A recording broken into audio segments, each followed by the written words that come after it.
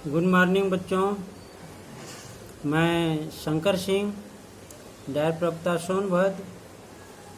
आज दिनांक 21 जुलाई दिन बुधवार को डीएलएड 4 सेमेस्टर के द्वितीय अनिवार्य प्रश्न पत्र शैक्षिक प्रबंधन एवं प्रशासन विषय के अंतर्गत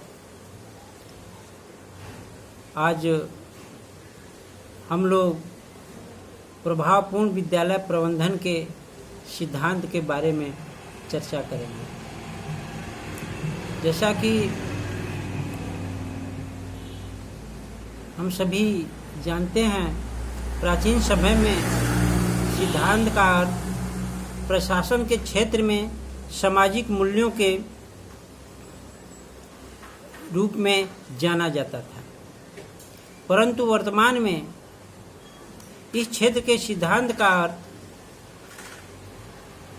बदला हुआ है। अर्थात उन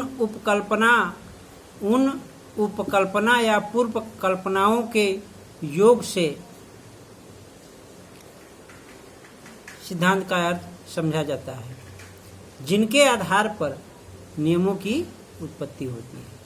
अर्थात उपकल्पना या उपकल्पनाओं के योग से होता है, जिनके आधार पर नियमों का उत्पत्ति की जाती है। अर्थात ज्ञान अथवा व्यवहार के किसी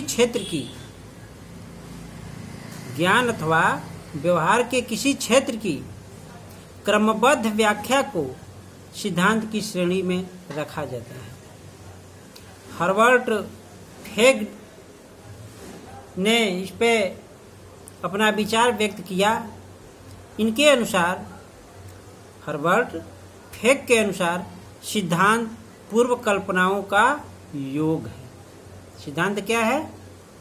पूर्व कल्पनाओं का योग है। अर्थात सिद्धांत एक बृहद पूर्व कल्पित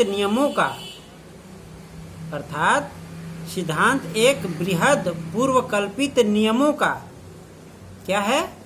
यह तथ्यात्मक समूह है। अर्थात सिद्धांत पूर्वकल्पित नियमों का तथ्यात्मक समूह है। यह बात हर्बर्ट फेग ने कही। शैक्षिक प्रशासन के महत्वपूर्ण रूप से कई सिद्धांत हैं। जैसे नंबर 1,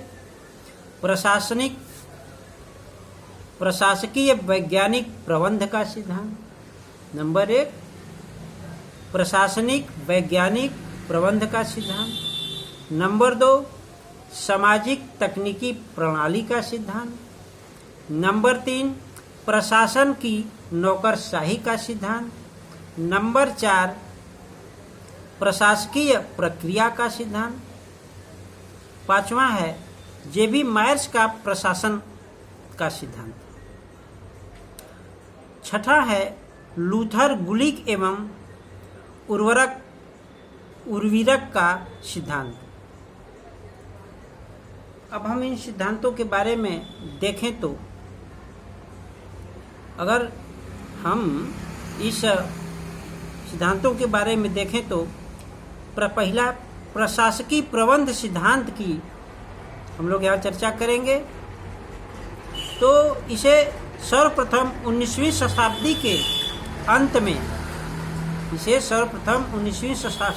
के अंत में फ्रेडरिक विस्ले टेलर ने इस सिद्धांत की ओर ध्यान दिया।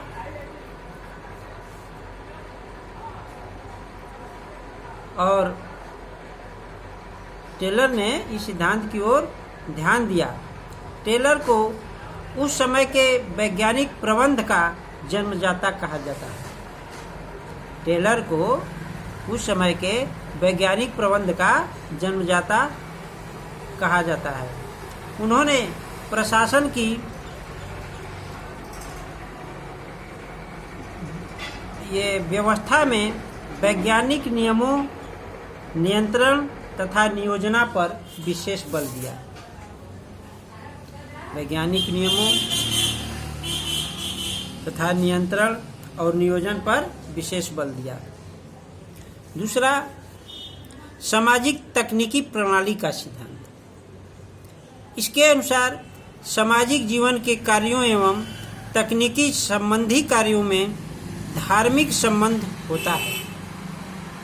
एक व्यक्ति तकनीकी क्षेत्र में श्रेष्ठ प्रदर्शन करता है तो वह अपने सामाजिक जीवन के कार्यों में भी श्रेष्ठता का प्रदर्शन करेगा। इनका ऐसा मानना था। अगला सिद्धांत है प्रशासन का नौकरशाही सिद्धांत।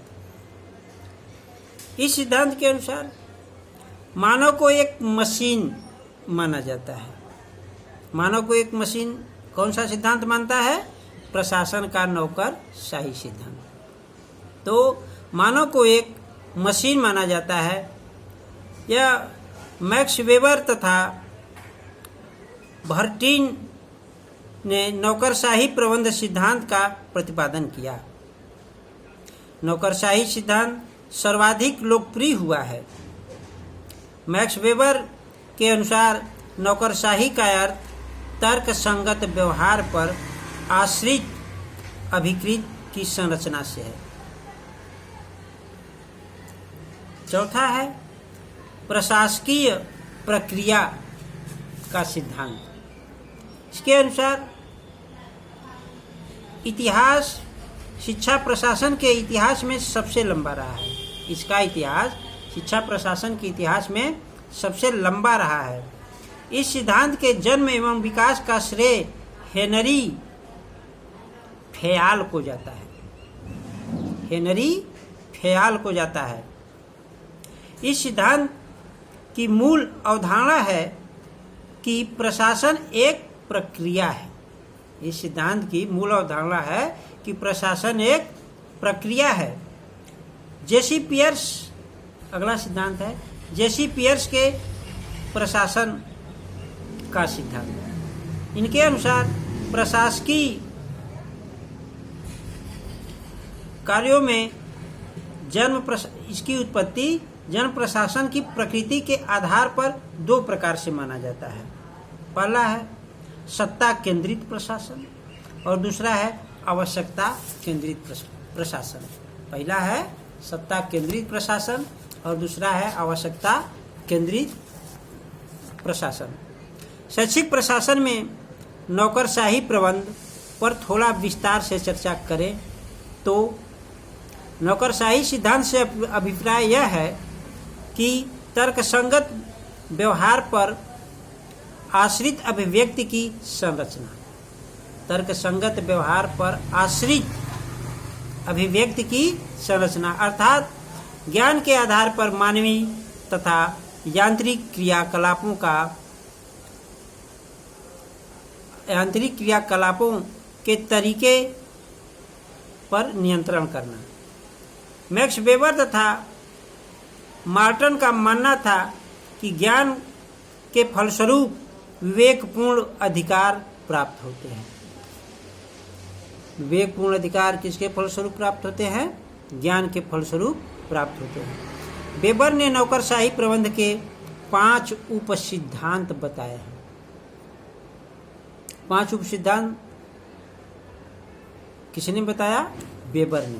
पहला है श्रेणीबद्ध संरचना। श्रेणीबद्ध संरचना अर्थात ग्रेडेड स्ट्रक्चर। दूसरा है श्रम विभाजन अर्थात डिवीजन ऑफ लेबर।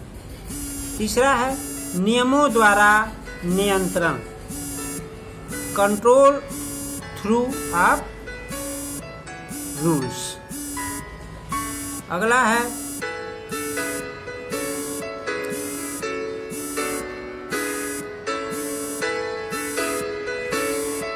तो बच्चों आज हम लोगों ने बाकी शेष अगले व्याख्यान में चर्चा करेंगे। Thank you very much.